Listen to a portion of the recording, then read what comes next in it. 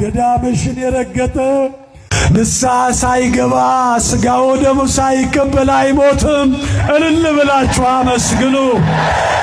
ገዳምሽን የረገጠ ሰው አይወቀስም፣ አይከሰስም።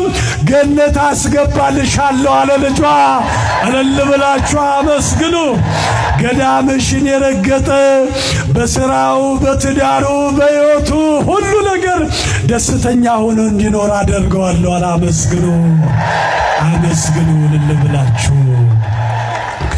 ገዳምሽን የረገጠ ሰው ከብር ብጣሹን ከሳንቲም ከስካሹን የሰጠ ድንግል ማርያም ብሎ ስምሽን የጠራ እናቴ ድንግል ማርያም ብሎ ስምሽን የጠራ ታሪክሽን የሰማ ሰምቶ ያሰማ ወደ ገዳምሽ መጣ ሱባኤ ያዘ ልጅ ወልዶ ክርስትና ያስነሳ ጋብቻውን እዚህ ፈጸመ ሰሚነሽ ብሎ መጥቶ ያለቀሰ እንዲህ ያለ ልጇ ጸሎቱን ላልሰማው ይቅር ላልለው እንደው ላልምረው ገዳምሽን አላስረግጠውም አለ። አመስግኑ፣ እልል ብላችሁ አመስግኑ።